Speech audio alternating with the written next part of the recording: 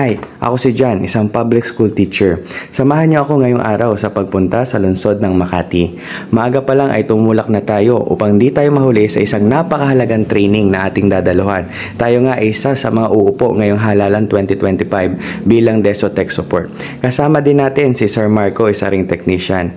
Nagsimula ang aming araw sa isang opening program na pinangunahan ng COMELEC Las Piñas. Kasabay nito ang introduction sa mga magaganap sa halalan 2025. Nag-working break din kami. Kasunod nito ay ang paglabas ng bagong machine, ang ACM o Automated Counting Machine na magpapabilis at magpapadali ng proseso ng pagboto ngayong eleksyon. Ipinakita din lahat ng peripherals katulad ng battery, headset at touchpad.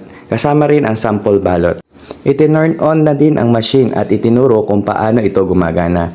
Ipinakita din kung paano ginagamit ang lahat ng mga peripherals. Kasabay nito ang tamang pagpasok ng mga balota. Sabay-sabay kaming nag-lunch break. Napakasarap talaga ng mga pagkain dito.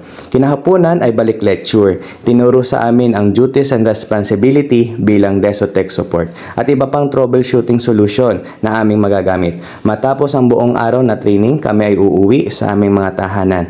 Napakaganda talaga ng lungsod ng Makati. Sumakay kami sa LRT Line 1 at bumaba sa Dr. Santos Avenue. At dyan tayo nagtatapos hanggang sa mga susunod na video. Walang absent. Bye!